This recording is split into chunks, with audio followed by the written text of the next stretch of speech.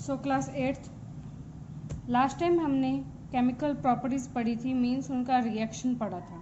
सो first थी reaction with oxygen, second थी reaction with water, and today in the third reaction we are going to do our next reaction with acids, means metal acid के साथ कैसे react करते हैं। Normally acid क्या होते हैं, जो नॉन मेटल्स होते हैं वो एसिड के साथ रिएक्ट नहीं करते हैं और मेटल्स एसिड के साथ रिएक्ट कर जाते हैं। और जब भी किसी मेटल के पास क्या मतलब आप एक बर्निंग मैच स्टिक लेके जाते हो तो क्या होता है कि धीरे धीरे एक पॉपअप का साउंड क्रिएट होता है, यानी जो हाइड्रोजन गैस होती है वो क्या होती है, अगर आप आग उसके पास लेके जाते हो तो हाइड्रोजन गैस प्रोड्यूस होती है और जिसकी वजह से पॉपअप का साउंड क्रिएट होता है। बट कॉपर रिएक्ट नहीं करता क्योंकि कॉपर ड्यूक्टाइल हाइड्रोक्लोरिक होता है, कॉपर में ड्यूक्टाइल हाइड्रोक्लोरिक एसिड होता है इवन ऑन हीटिंग पर भी, इसीलिए कॉपर किसी भी एसिड के साथ रिएक्ट नहीं करता है। ठीक है, बट ये किसके साथ रिएक्ट करता है, ये रिएक्ट करता है सल्फ्यूरिक एसिड और नाइट्रिक एसिड के साथ में। ठीक है, सो नेक्स्ट अगर हम एग्जांपल लें तो मेटल प्लस हाइड्रोक्लोरिक एसिड, अगर मेटल का हाइड्रोक्लोरिक एसिड के साथ रिएक्शन होता है तो क्या बनता है, metal chloride plus hydrogen gas react होती है। ठीक है, और अगर मेटल का सल्फ्यूरिक एसिड के साथ रिएक्शन करवाया जाए तो क्या मिलता है, metal sulphate plus hydrogen gas. मतलब रिएक्शन होने के बाद में जो गैस आपको मिलती है, जो गैस प्रोड्यूस होती है वो कौन सी गैस प्रोड्यूस होती है, दैट इज हाइड्रोजन गैस। ठीक है, aluminium 2Al plus HCl hydrochloric. ठीक है, 6HCl 6 मॉलिक्यूल्स हैं, रिएक्ट करवाया तो क्या बना 2Al प्लस Cl3, यानी 6 है तो Cl के भी 3, Cl के भी 6 हैं और H के भी 6 हैं, तो यहाँ अगर 2 लिखा है तो 2 दोनों के लिए है, Al के लिए भी 2 और Cl के लिए भी 2, तो 2 × 3 = 6। तो कितने मॉलिक्यूल हो गए हमें यहाँ पर, वापस हमारे 6 हो गए क्लोरीन के और 3H2O यानी 6H। वैसे ही ये दोनों भी हैं रिएक्शंस भी। नेक्स्ट अगर हम बात करें सम इम्पोर्टेंट रिएक्शंस, अगर हम बात करें रिएक्शन जब रिएक्शन होता है जब मेटल का एसिड के साथ में। ठीक है, जैसे हमारे घर में मेटालिक यूटेंसिल्स होते हैं, मेटल से बने हुए काफ़ी सारे बर्तन होते हैं हमारे घर में, जिनमें क्या होता है कि कई बार कुछ ऐसे फूड स्टफ्स होते हैं जिनमें खुद में एसिड होता है, और अगर उनको उन बर्तन में उन यूटेंसिल्स में रखा जाए तो वो उनके साथ क्या करती है, रिएक्ट करते हैं। जैसे आप दही जमाते हो तो दही को अगर आप मिट्टी के बर्तन की बजाय अगर किसी और बर्तन में रखोगे, लाइक एज द किसी मेटल में यानी एल्यूमिनियम के बर्तन में या फिर स्टील के बर्तन में, किसी में भी आप रख दो तो वो उसके साथ रिएक्ट करेगा और वो जो बर्तन होगा या तो वो ख़राब होना शुरू हो जाएगा और या फिर आपकी कर्ड खराब होगी। ठीक है, और कई बार ये होता है कि जो पिकल होता है, अचार होता है, वो भी उसमें कई बार आपने देखा होगा कि फंगस बन जाती है, वो फंगस भी रिएक्शन की वजह से ही बनती है। अगर बाई चांस ऑक्सीजन ने उसके साथ रिएक्ट कर लिया उस एसिड के साथ में तो क्या बनता है, फंगस बनती है। ठीक है, जो आयरन एल्यूमिनियम कॉपर कंटेनर्स होते हैं वो प्रॉन होते हैं, मतलब किससे, हमेशा एक तरीके के एनिमी होते हैं जिससे एसिडिक अटैक से, यानी एसिडिक अटैक्स बहुत ज़्यादा रिएक्ट होता है। नेक्स्ट है रस्ट कैसे बनती है, मतलब आपने कभी भी देखा होगा कि जंग लग जाती है किसी चीज़ को, अगर हम अपनी नॉर्मल लैंग्वेज में बात करें कि जंग लग जाती है किसी चीज़ को, how that it can be possible, it can be possible because of the, अगर आप जब भी ऑक्सीजन रिएक्ट करती है, ऑक्सीजन रस्ट सस्पेंशन के साथ में रिएक्ट करती है तो वो क्या बनता है, रस्ट बनती है।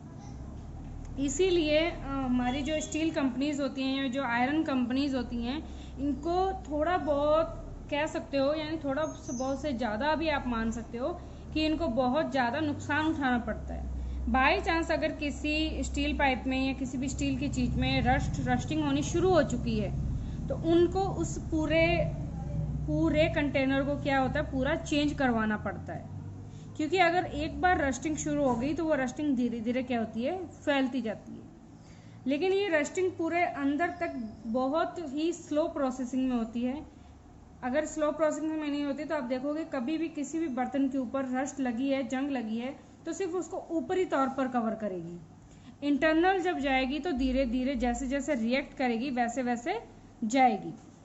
ठीक है, दो तरीके से होती है रस्टिंग, एक तो ऑक्सीजन की प्रेजेंस से और दूसरा पानी की प्रेजेंस से। कैसे बचाया जा सकता है रस्टिंग को? प्रिवेंट करने के लिए क्या करते हैं, आयरन और स्टील को या तो पेंट किया जाता है या ऑयल लगाया जाता है, यहाँ ग्रीस किया जाता है, या क्रोमियम प्लास्टिक लगाया जाता है, ताकि क्या हो, वो चीज़ आयरन और स्टील खराब ना हो और उन्हें रस्टिंग ना लगे किसी भी तरीके से। अलॉइंग, दिस मेथड, अलॉय भी किया जाता है। This method changes the property of metal. Alloy करने से मेटल की प्रॉपर्टी क्या हो जाती है, चेंज हो जाती है, फुल्ली चेंज हो जाती है। ठीक है, means oxides of this metals are insoluble in water. जो अलॉय के ऑक्साइड्स होते हैं वो पानी में सॉल्युबल नहीं होते, यानी मिक्स नहीं होते हैं, और उनके सस्पेंशन भी क्या हो जाता है, चेंज हो जाता है। जैसे हमने लास्ट ईयर किया था रेड लिटमस पेपर को, जैसे लैब में किया था, रेड लिटमस पेपर को ब्लू में चेंज होना और ब्लू लिटमस पेपर का रेड में चेंज होना, तो ये भी क्या हुआ, ऑक्साइड से रिएक्ट होने की वजह से ही चेंज हुआ था। पानी के साथ रिएक्ट करवाया था, डेफिनेटली हमने उस पर पानी डाला था, तो प्रेजेंस ऑफ मॉइस्चर की वजह से क्या हुआ था, उसका कलर चेंज हुआ था। नेक्स्ट क्या बताया गया आपको, नेक्स्ट है uses of metal and non metal. Copper, iron, aluminium, gold और सिल्वर, ये क्या है, these are metals. Electrical wires और अप्लायंसेस बनते हैं कॉपर से। इलेक्ट्रो प्लांटिंग होती है, इलेक्ट्रॉनिक इंडस्ट्रीज में यूज होते हैं। अलॉयज बनते हैं like as brass, bronze, German silver. ठीक है, और यूटेंसिल्स भी काफ़ी बनते हैं, कॉइन्स भी बनते हैं कॉपर के। तो इस तरीके से आपको नेक्स्ट जो जितना भी दिया गया है, नेक्स्ट आपको यूजेस दिए गए हैं मेटल्स के और नॉन मेटल्स के। लाइक अगर हम नॉन मेटल ऑक्सीजन की बात करें, it is an essential for life, definitely we breathe through the oxygen, we uses in our breathing. ठीक है, means it is our main function of bodies respiration part. It is used in chemical reaction and it is also used for burning process. ठीक है, artificial respiration के तौर पर भी oxygen को use किया जाता है। नेक्स्ट पॉइंट है आपके alloy. We usually listen the alloy wheels. ठीक है, अलॉय व्हील्स, अलॉय और होमोजीनियस मेटालिक सॉल्यूशन, यानी ये एक दूसरे में इतने ज़्यादा मिक्स हो जाते हैं कि आपको सिर्फ एक ही सब्सटेंस शो होता है। होमोजीनियस मेटालिक सॉल्यूशन का मतलब 3-4 मेटल मिलकर एक ही सब्सटेंस बनाते हैं, and you even can't find out the what type of the substances और what type of instruments mix in that one thing. So you can find out, but there are the mixture of many other things, like as alloy किससे बनता है? Alloy usually aluminium, copper, lead, tin, titanium, zinc, nickel, cobalt and tungsten. The mixture of these all the components. So alloy को non ferrous alloy भी कहा जाता है. Harder होता है, tougher होता है, मतलब बहुत ही ज़्यादा tough होता है और हार्ड होता है. और कहाँ यूज़ किया जाता है? Commonly used in chemicals and malleable and ductiles में. ठीक है. आयरन का अलॉय कैसा होता है? अलॉय ऑफ आयरन किससे बना होता है?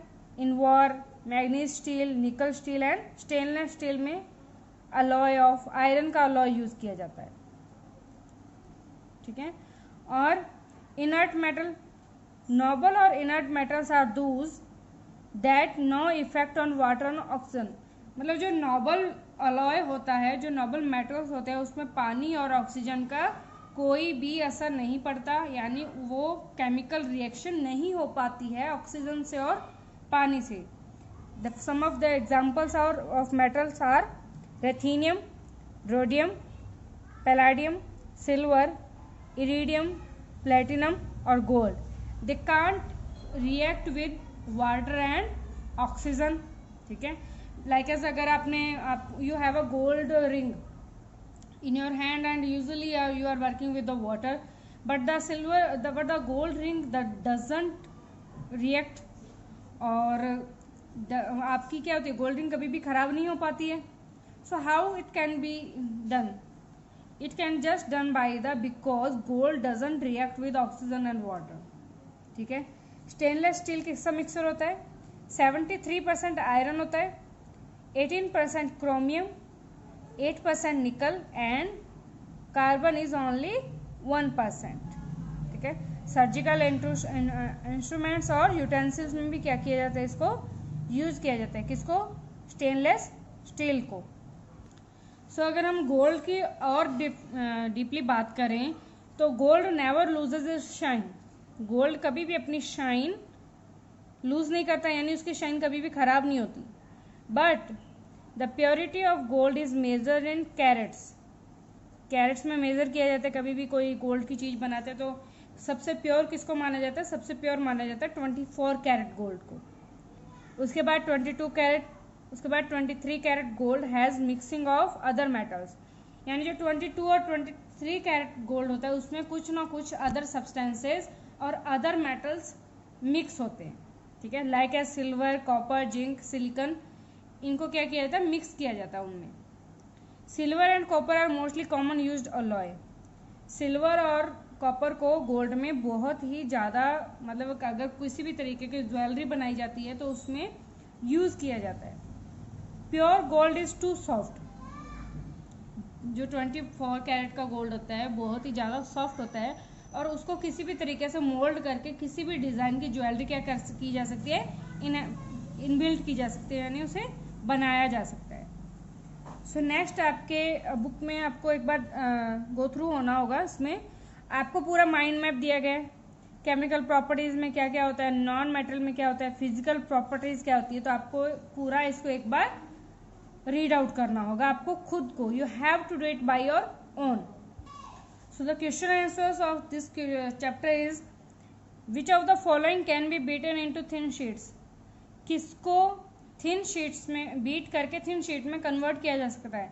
यू कांट बीट फॉस्फोरस और सल्फर और ऑक्सीजन. आप फॉस्फोरस, सल्फर और ऑक्सीजन का कभी भी बीट नहीं कर सकते. ठीक है. तो the option is remaining is the zinc. Which of the following statement is correct? All metals are ductile? No. All non metals are ductile? No. Some non metals are ductiles? No.